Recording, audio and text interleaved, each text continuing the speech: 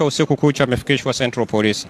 Kwa tunapozungumza na ninyi, mwenyekiti ameshawasili hapa tangia saa 4 asubuhi, na jeshi la polisi wanasema wanamtuhumu kwa makosa mawili. Kosa la kwanza ni kosa la uhaini na kosa la pili ni kutoa taarifa za uongo.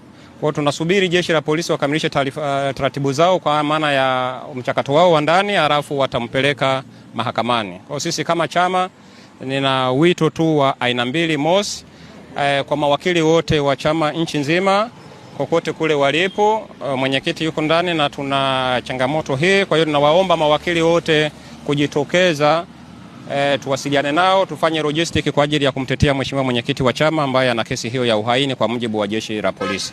Wito wa pili kwa wanachama wetu popote pale walipo, taarifa rasmi ni kwamba mwenyekiti yuko ndani anashikiliwa na jeshi la polisi, na kwa kosa hilo wanalolisema jeshi la polisi la uhaini halina dhamana.